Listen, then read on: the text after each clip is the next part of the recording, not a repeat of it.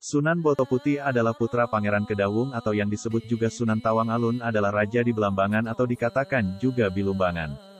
Beliau terlahir dengan nama Pangeran Lanang Dangiran, beliau dikaruniai putra, Ki Onggot Jojo atau Sunan Amangkurat Mataram. Ki Onggo Wongso atau Ki Temenggung Jangrono I Nyai Lurah Dalem Wiroguno, istri Pepati Wiroguno di Kartosuro.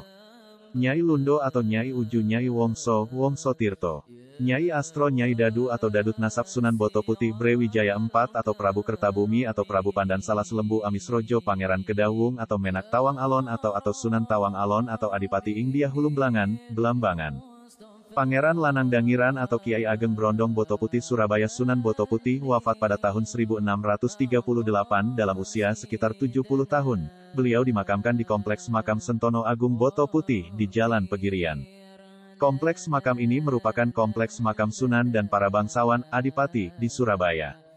Beliau dididik oleh Kiai Kendil Wesi anak-anak Sunan Boto Putih Ki Onggot Jojo atau Honggot Jojo, Sunan Amangkurat Mataram.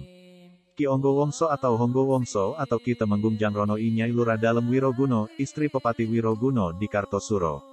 Nyai Lundo atau Nyai Uju Nyai Wongso, Wongso Tirto. Nyai Astro Nyai Dadu atau Dadut Konon dituturkan Pangeran Kedawung, disebut juga Sunan Tawang Alun adalah raja di Belambangan atau dikatakan juga Bilumbangan. Beliau mempunyai 5 orang anak dan diantaranya ialah Pangeran Lanang Dangiran. Diceritakan bahwa Lanang Dangiran pada usia 18 tahun bertapa di laut dan menghanyutkan dirinya di atas sebuah papan kayu sebuah beronjong alat penangkap ikan, tanpa makan atau minum.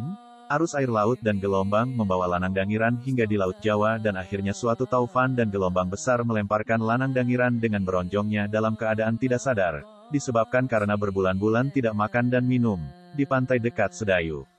Seluruh badannya telah dilekati oleh karang, keong serta karang-karang remis, sehingga badan manusia itu seolah-olah ditempeli dengan bakaran jagung yang disebut dengan bahasa Jawa, brondong, oleh karenanya beliau juga dikenal dengan nama Kiai Brondong. Tubuh Pangeran Lanang Dangiran ditemukan oleh seorang kiai yang bernama Kiai Kendil Wesi. Pangeran Lanang Dangiran dirawat oleh Kiai Kendil Wesi serta istrinya dengan penuh kasih sayang sehingga sadar kembali dan sehat seperti sedia kala. Pangeran Lanang Dangiran menceritakan asal-usulnya kepada Kiai Kendil Wesi. Setelah Kiai Kendil Wesi mendapat keterangan tentang asal-usulnya Pangeran Lanang Dangiran, maka diceritakan oleh Kiai tadi bahwa ia juga asal keturunan dan raja-raja di Belambangan yang bernama Menak Sumandi di mana beliau masih satu keturunan dengan Lanang Dangiran. Lanang Dangiran tinggal dan kumpul dengan Kiai Kendil Wesi, dan dianggap sebagai anaknya Kiai sendiri. Pangeran Lanang Dangiran memeluk agama Islam, karena rajin dan keteguhan imannya serta keluhuran budinya serta kesucian hatinya, maka tidak lama pula ia dapat tampil ke muka sebagai guru agama Islam. Kiai Kendil Wesi adalah seorang yang waspada dan dapat mengetahui nasib seseorang, maka beliau mengatakan kepada Lanang Dangiran yang sudah mendapat sebutan Kiai Brondong dan masyarakat sekitar tempat Kiai Kendil Wesi, supaya pergi ke Ampel Dento Surabaya, dan meluaskan ajaran agama Islam. Karena di Surabaya Kiai Brondong kelak akan mendapat kebahagiaan serta keturunannya akan menjadi orang yang mulia.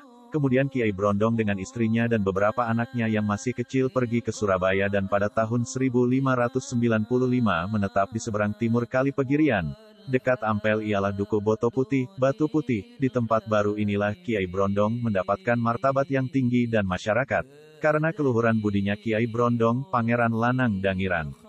Wilayah yang dijadikan persebaran Islam oleh Sunan Boto Putih mulai Pegirian hingga Kapasan serta ujung utara Surabaya. Banyak warga yang datang berguru dan mengaji pada Sunan Boto Putih.